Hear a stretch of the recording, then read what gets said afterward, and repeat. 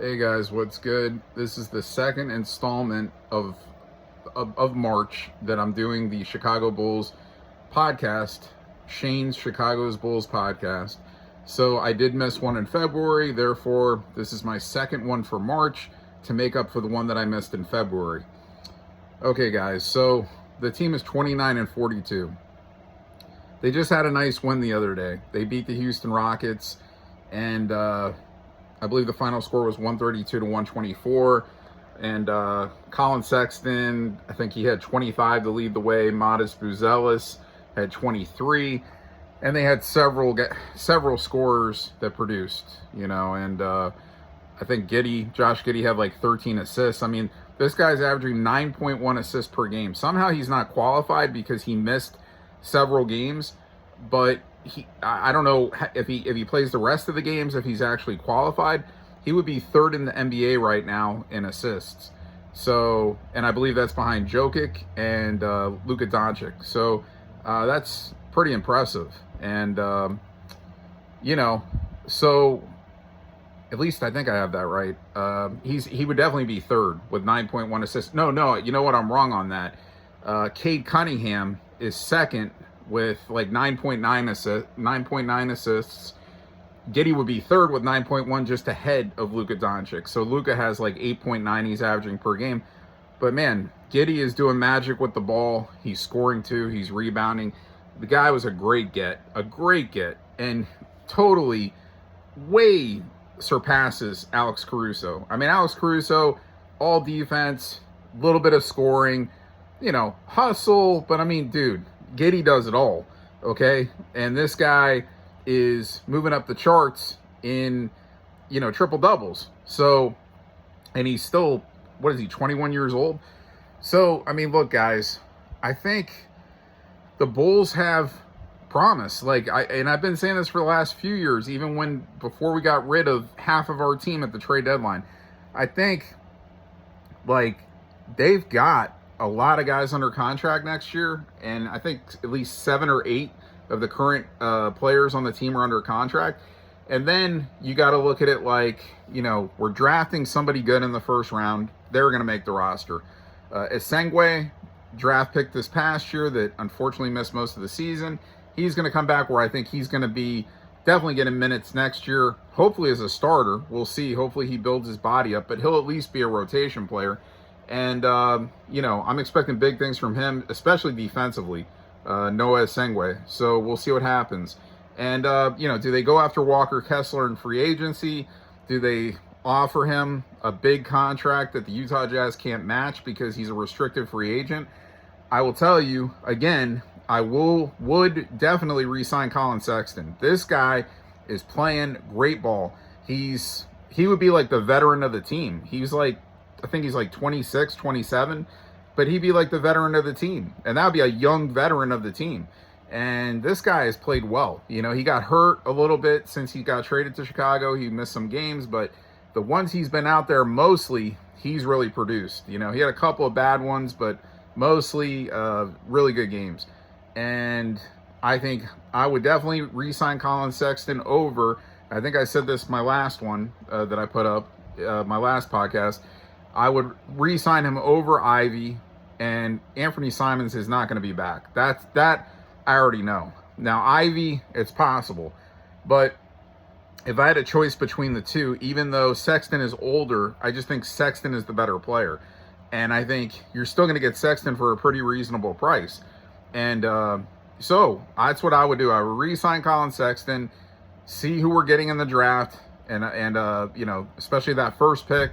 And, I don't know, I'm sure a little bit more in free agency. I mean, maybe we re-sign a couple of the guys that we got. Richards, maybe we re-sign him.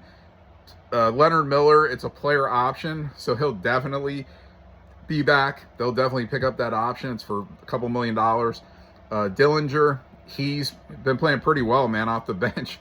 And they got him for 2 more years. So, hey, they got some controllable players, man, for all expiring players. Miller and Dillinger, these look like 2 players that can really produce for this team, if anything, off the bench and give them a big lift, and Miller's already shown he could start well also if he needs to. So, I mean, look, the Bulls have not won anything since 1998. And I say not won anything because all I care about is world championships. I don't care if they had a winning record. I don't care if they made the playoffs. I only care if they're holding the trophy. So it's been 1998. That's a long-ass time, folks. That's a long-ass time. We're almost at 30 years. We don't want to get to 30 years. We want to get better and win one in the next couple of years here. You know, next year would be nice. You know what I'm saying? Hey, they've got the core pieces to do it. Even losing a Kobe White and Ayo Dosunmu, like, and I started thinking about it, like, what are the chances that they go and bring like Dosunmu back? But I don't think that's going to happen. And look, Sexton, this guy is a legit scorer. I mean, he's had 2 seasons in his career where he's averaged 20 plus points per game.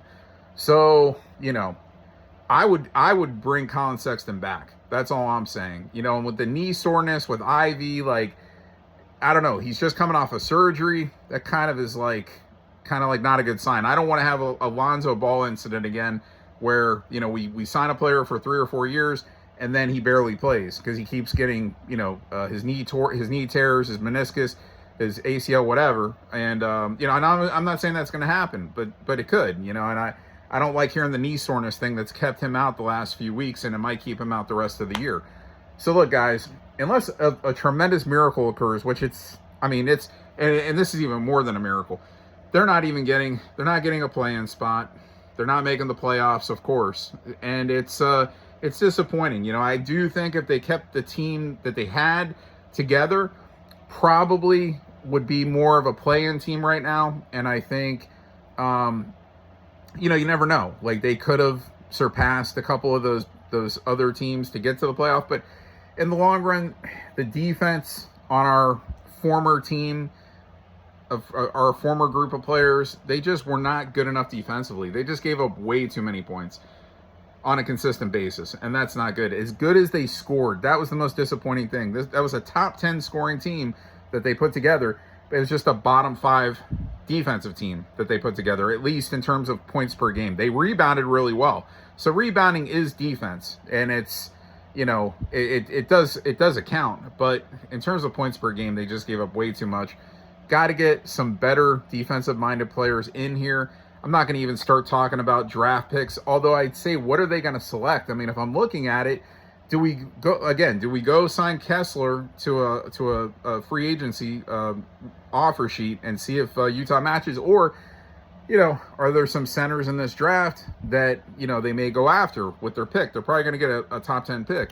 So we'll see what happens with that. But otherwise, if I'm looking at it, like, Giddey is my point guard, okay? So he's my 1, my 2.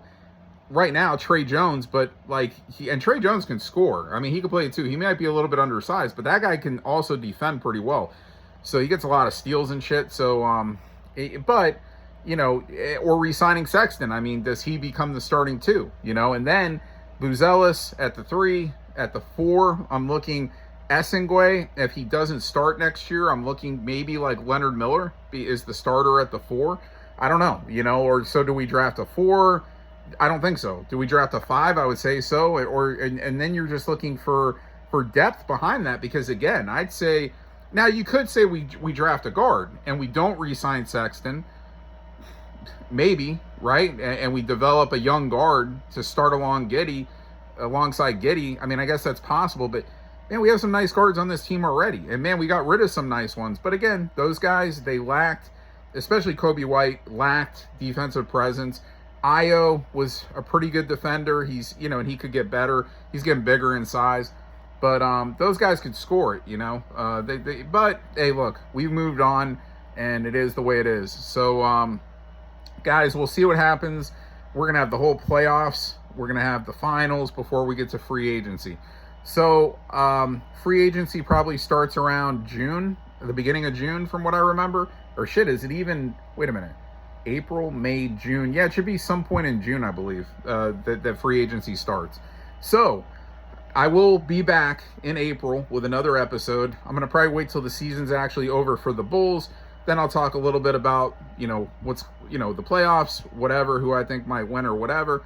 But these episodes aren't going to be long, guys. I don't have a lot to go with. I could just keep telling you about the same guys we have, the same things I think of these guys. I think this team has the core pieces. They got to just keep adding, and again, hopefully they hit a home run on a first round pick. Any of our picks, hopefully they're good. They're good enough to be, consistent, good, solid rotation players. So, and the Bulls have money this offseason, so they're going to be able to do some work. So we'll see what happens. Again, I would re-sign Colin Sexton, my opinion. Billy Donovan, I don't know. There's been rumors. Is he coming back? Hopefully. I like Billy. Players win and lose. Teams had a lot of injuries, a lot of change over his tenure here. So he hasn't really been given a fair shot with a totally healthy roster for sure. Any of the years. Big players end up getting hurt, missing too many games. So, all right, guys, this is it for this episode. I'll be back in April with my next Shane's Chicago Bulls podcast. I'll see you then.